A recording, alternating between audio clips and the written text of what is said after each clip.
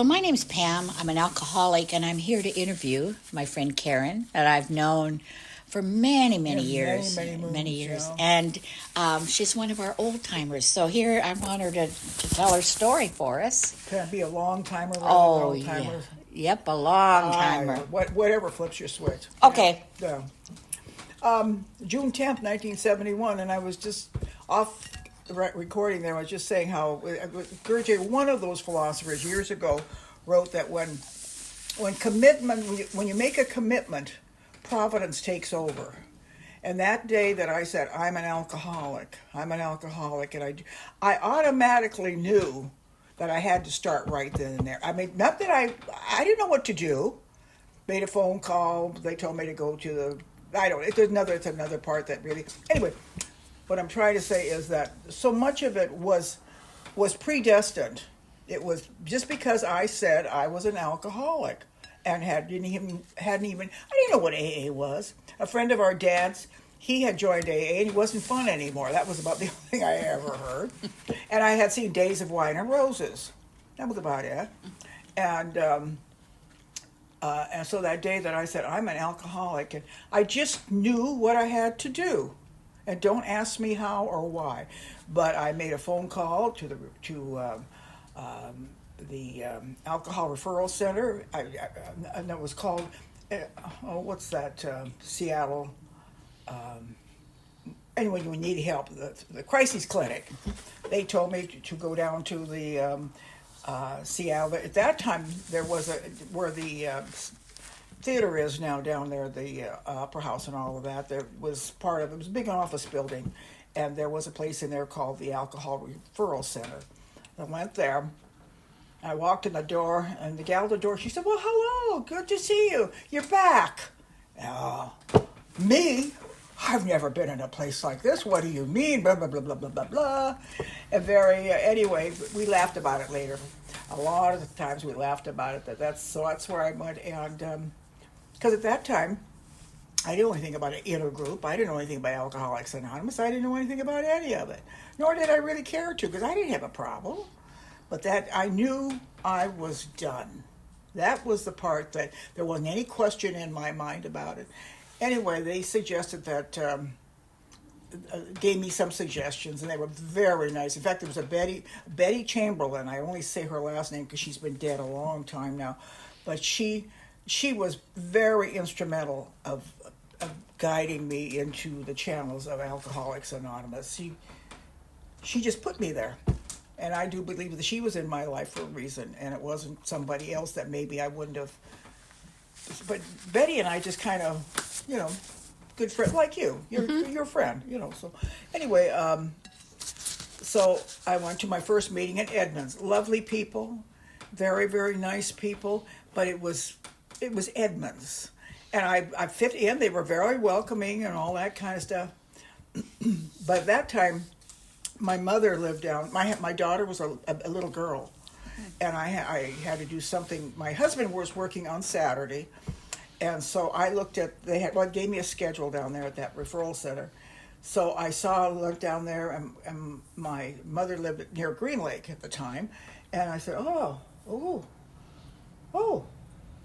3414 and a half Fremont. Oh, I know where that is. And checked the times and blah, blah, blah, blah, blah, blah.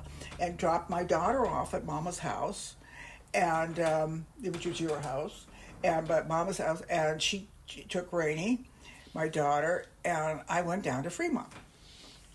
And I'm sitting there at the table, and the man happened to sit next to me, and the meeting started, and any new people here, and I just sat there. The guy, he poked me. He says, well, you're new, aren't you? I said, well, no, this is my second meeting. And he says, you're new. And so I put my hand up, and Karen, alcoholic. I am new. But I don't know what else I said. And then from then on, now Fremont, I know, has got these wild and woolly stories about it. And I'm not saying they're not weren't there. But when I came into Fremont, it was mainly husbands and wives. These were the people that started AA in Seattle. They started it. A lovely man started the meetings. His name is I'll think about it in a minute. He's been gone a long time. Lovely, lovely man. Right now I can't think of it.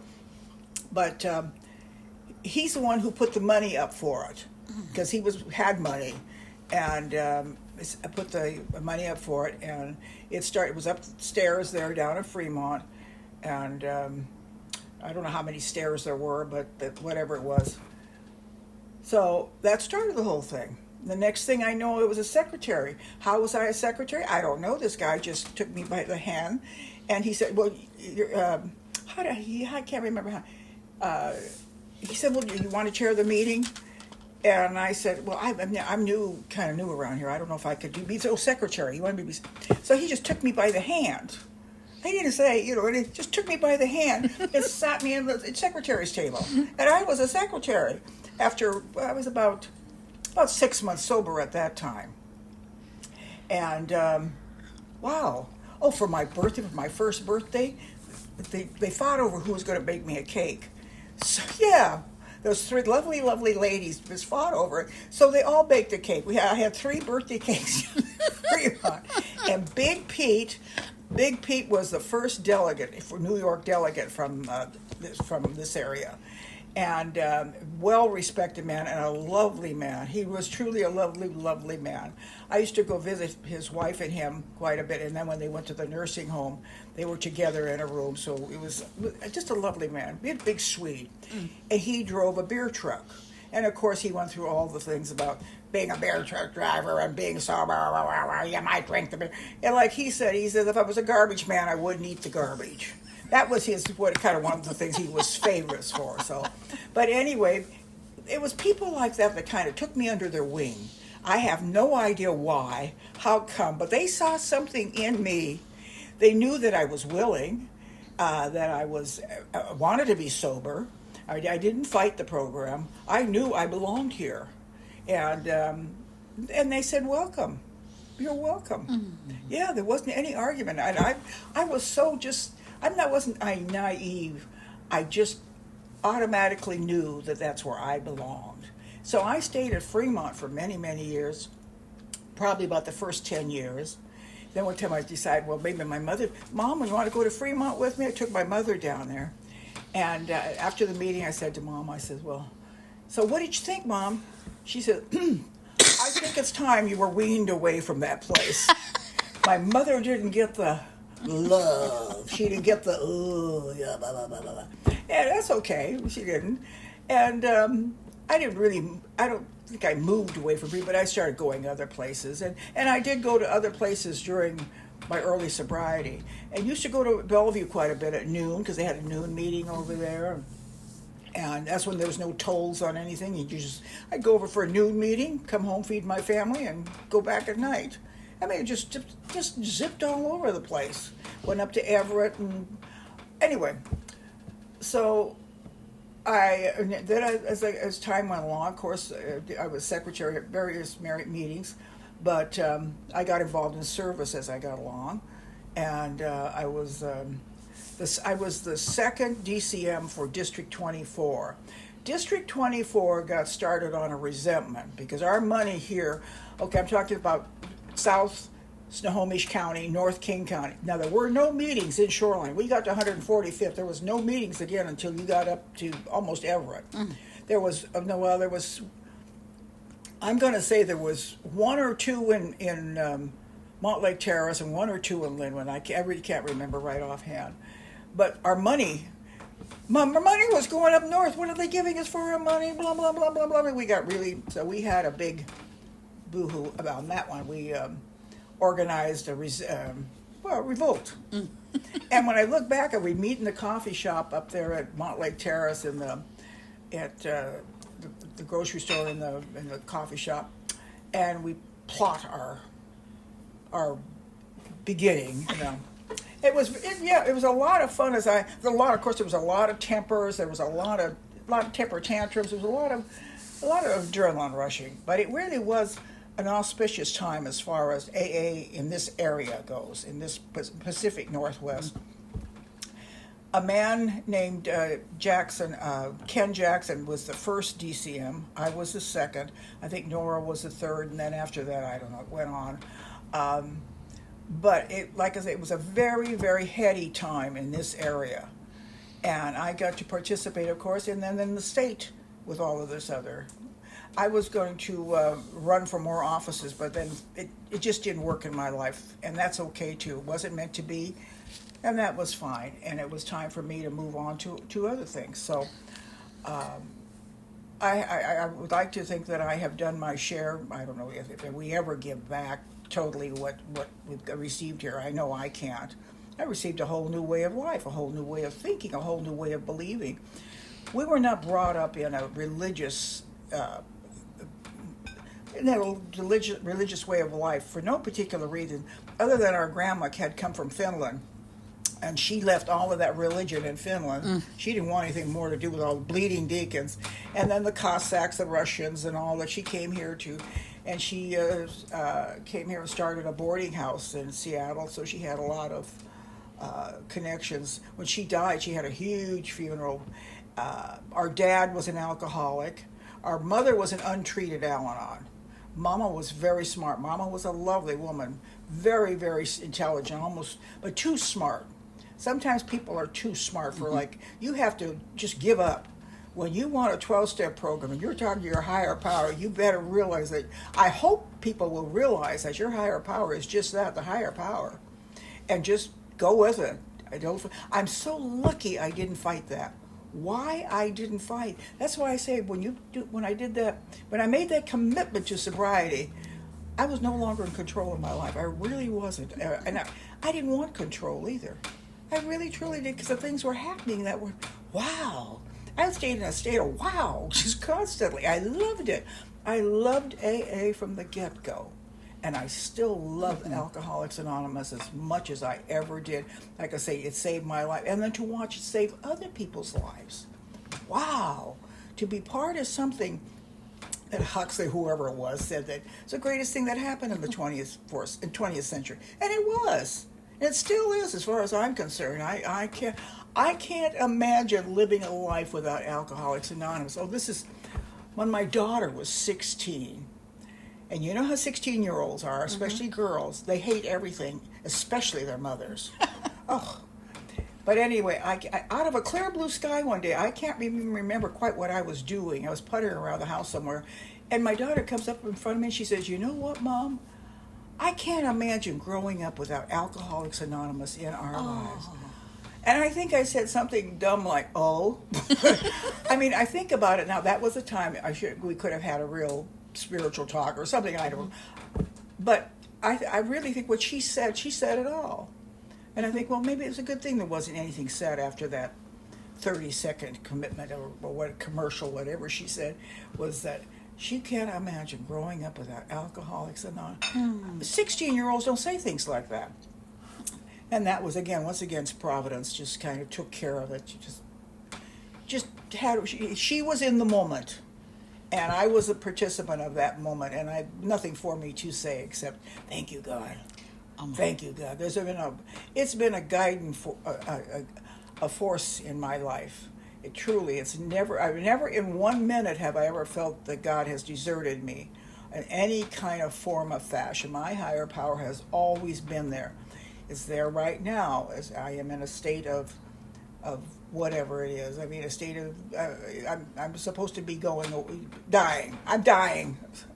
But everybody's dying in some way or another. We're all there, but I've been given a terminal declaration of it. And I'm not thrilled with the idea of it, but Alcoholics Anonymous gave me a life that I never would have had otherwise. Never would have had. It is such a simple thing to do, but it gives you so much. It gave me so much by just saying I am an alcoholic with surrender to win. And I don't know why that is such a complicated thing for us people, but surrender to win.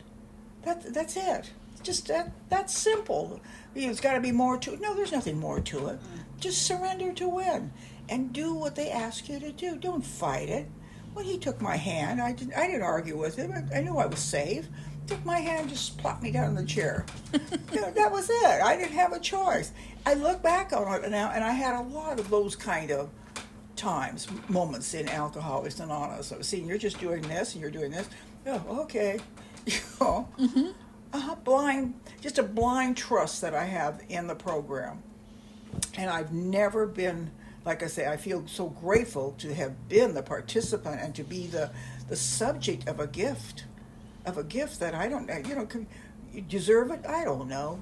Not deserve it? I don't know. I don't know who deserves it, who doesn't. But it is Alcoholics Anonymous. One of the real benefits of this program is to watch other people do it. It is an absolute trip to watch people get it. One day you just look at me. I can't begin to tell you the number of times I've gotten goosebumps and tears in my eye watching somebody that has joined the program and walking the walk with me, with us. It's Hey, I hope that's enough. Is that enough? No, I love expounding on that. I had the honor to be with my brother in his last year. He passed away. Oh, sure. He passed away in September from bone cancer. But, he got sober. On the same day I did, 20 years after I did. Oh, forgot. And when he was dying, he said, and I've heard this from other people, he said, I've had 17 bonus years. And I think that's it. We have all these bonus years. Yeah. We see people die of this disease. But, Yes. we've got the grace. Can you talk a little bit more maybe about when you were working the steps, what was the hardest amend you had to make? Well, now you got to remember, back then we didn't get together in people's houses and do steps and all that kind of stuff. Yeah, tell me about we went the to old meetings. days. Okay. We went to step meetings, and you went to the step meeting, which I'm not criticizing. I don't mean as a critique, but I prefer. I'm so glad I did that, because so often when you listen to people talk, they go to somebody's house and then they just repeat what they heard. When you go to an open meeting and people are talking, people got different opinions on the same step. And I think, to me, that worked for me. My sponsor, the first sponsor I got, Frank Dwyer was my first sponsor. And you guys told me to get a nice lady sponsor, so I immediately picked Frank Dwyer. Well, Frank might have been a little bit of a whatever, but he was very active in service. And once again, my higher power took charge of that too. Because as I kind of sobered up after a while, Frank met a lovely woman and they got married and blah, blah, blah, blah, blah, and all that kind of stuff. But as I look back on all of that, I kind of thought, well, what the hell was that all about? I mean, other than to shock you guys that I had a man sponsor. And it was kind of that little, always had that little, my way. But once again, Providence was there. Providence, because he was so involved in service work. He was very active in service work. So I didn't have much of a choice. He right away plopped me right into service work too. And I said, well, thank you, God. I didn't really understand what that is. I've always kind of blamed myself for that, thinking, what the hell was that all about? Blah, blah, blah, blah. And that's what that was about, to get me involved in service, because he knew what he was doing and he was involved. My sponsor, Betty Laux, who I had as a sponsor for 35 years, she was not really as involved in service, because Betty had a family situations that she had to deal with. And so there really wasn't a lot of extra time. I always felt the time that I had with her going to meetings. Although one time we were sitting at Fremont, and she had a big business, her family had a big business here in Seattle. And she looked at me and she said, what am I doing here? She says, I'm supposed to be at the bank. I've got all these checks, all these business checks, blah, blah, blah, blah. And she said, and I'm sitting here at Fremont. What is wrong with this picture? And we laughed and laughed and laughed over that, and many, many times. She was perfect for me. She was a lovely, lovely lady. And had a lot of sadness in her life. Lots and lots of sadness. As far as her, family situation goes. So that's why she wasn't involved in service, between running a business. Oh, her husband was blind. He was diabetic, went blind. And she had 2 drug addict sons, which anyway, she had her hands full, but service was still provided for me from another angle.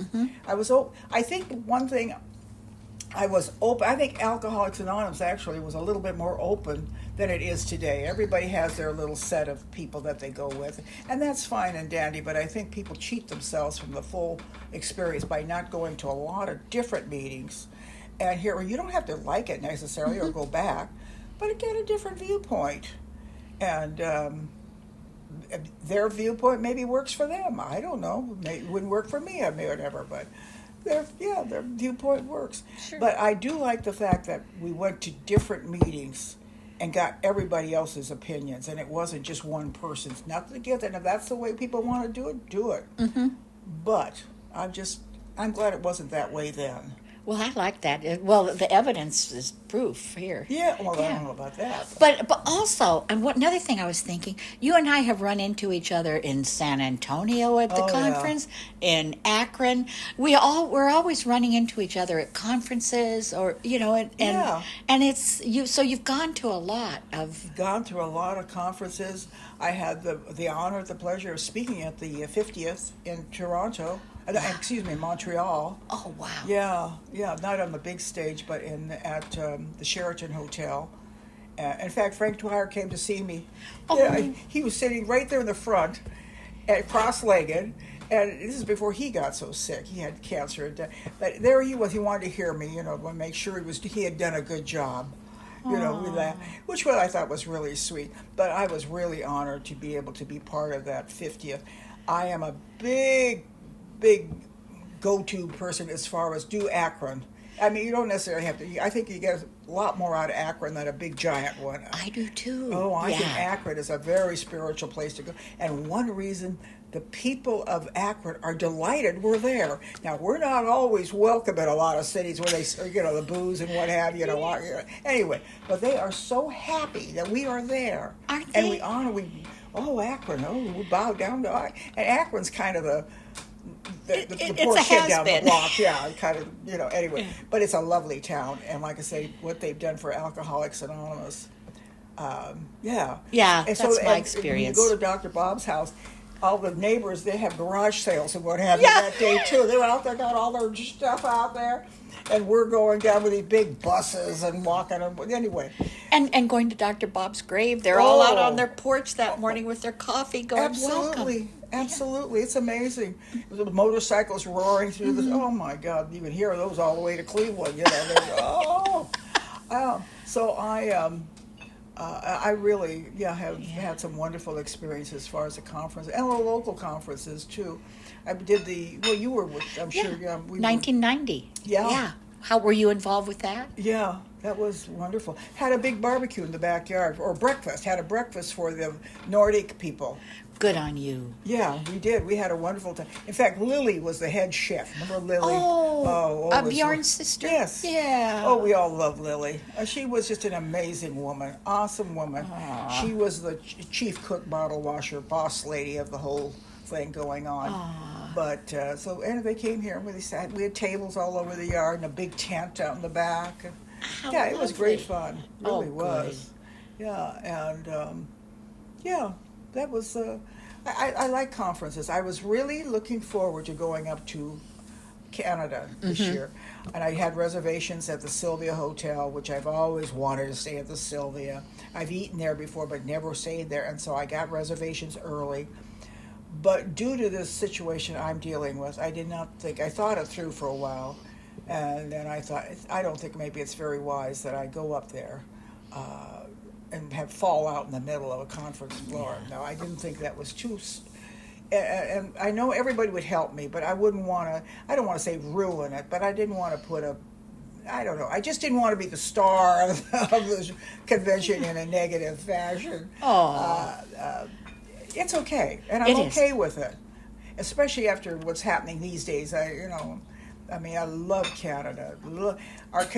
For years, when you used to just trot back and forth across the border, People used to run up there and go to a meeting, or there was a picnic there for years that Empire Way and one of the groups up there had. And one year it would be in Canada. The next year it was here in, was it Arlington? It was someplace. Do they still do it? No, not that I'm, excuse me, not Oh, that I'm aware of. Okay. I might mention it to the Empire Way folks. It might Do- be a good revival. It'd be a wonderful revival, Yeah. but getting across the border is so much different these days. It Well, now is. that we're going to have a little green card that we can go blah, blah, blah, blah. That's another story. But anyway. Yeah. No, I owe everything in my life to Alcoholics Anonymous. I sometimes just lay in bed at night and think about it, how lucky. I thought, well, I don't know why or how, but it isn't important. I just say thank you. Just thank you. I think too often, surrender to win to me is the is the deal. Oh, that's lovely. It That's just lovely. surrender to win, because nobody's a loser here. I'm not saying when people keep going out, I don't mean that to be mean or anything, but it's such a waste of time, waste of one's life. And for some reason, it took for me. And I think the only reason, not because I knew what I was doing, blah, blah, blah, blah, it was just that I gave up.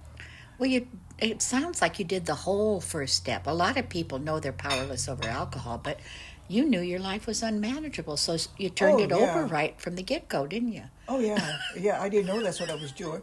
I know, but- I just followed directions. I just followed directions. And everybody, you're welcome anywhere you go. And we used to go to meetings all over. It was nothing to get in our car and just drive to meetings and go all over the country. Mm-hmm. But you just did that then. It's entirely different. And I've watched, and I don't mean in any critical state. The changes have been wonderful, I'm sure, for the best. But I think sometimes I feel certain things have been lost. And that part isn't really, but that's because those are just my own personal things. I'm just eternally grateful to those two guys in Akron, Ohio, Oh, gosh. Dr. Bob and Bill W. Wow. Oh, I've been to that. When you were there, did you go to the telephone? Yes! You have to go to the It makes telephone. you cry, Yeah. doesn't it? Oh, yeah. And looking at the elevator and going, wow. This is Yeah, it. yeah. And I said, they haven't made any big deal to get rid of it. They know all of that. And we come with a purge of us that go to that thing. Yeah. I've been to more than, I've been, I think 3 times, something like that. Yeah. And I just love it. I just think it's, if I have a choice, if I had to have a choice, I think that's the one I would say to go to. Me too. But Yeah. like I say, with this present situation I've got, I'm not. Well, It you've just had is. you've had some great run. I have and I owe my life. Yeah. I owe my life to Alcoholics Anonymous. So there's no way to say anything more than thank you. Just thank you for a great life. Well, thank you for showing me the way. thank It's you kind of cleared the path for fools like me. Well, thank you for that accolade, but I've enjoyed every single minute in AA. I really, truly have. Oh, Even when yeah. there's been some bumps in the road, things that have, maybe somebody did something, all that silly stuff that goes on. But no, I've watched Alcoholics Anonymous work in so many people's lives. I am so grateful just to watch it work in other people's lives. I know. Has been a gift. You see Wow. their eyes gain clarity, and Right. it's like a country song played backwards, isn't It it? is. It is truly. See people come and look and all ugly and nasty, and next thing you know, they're well shaven and beautiful clothes on, or women with hair are done. I don't know. Everybody just looks so nice and fresh, and I congratulated And I a just young did- woman the other day. I said, "Oh, you've had the AA facelift." I love that. I do too. I feel genuinely sorry for people that don't get it. Mm-hmm. I really, truly do. Surrender to win. You're not going to win. No. It's a given. You're not going to win. I don't care how hard you try. You're not going to win. And it's just a matter of ego, easing God out. That's one of my favorites. Easing God out. Yeah, Yep.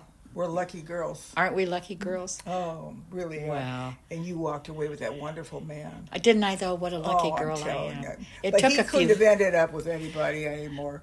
fabulous, more beautiful, more charming, more in love with Alcoholics Anonymous, maybe than me even, but I don't think so. I don't know. We've had a good run, and Yeah, we you keep on have. running. Yeah. So I think that is a great story. And do you have any final words? Anything else you want to leave the folks of Greater Seattle Wow, I wish with? I could something very profound to say except thank you. Thank you's very profound. I think that's almost a half hour, so I'm going to cut us Good, off. that's long enough. Thank you, Karen.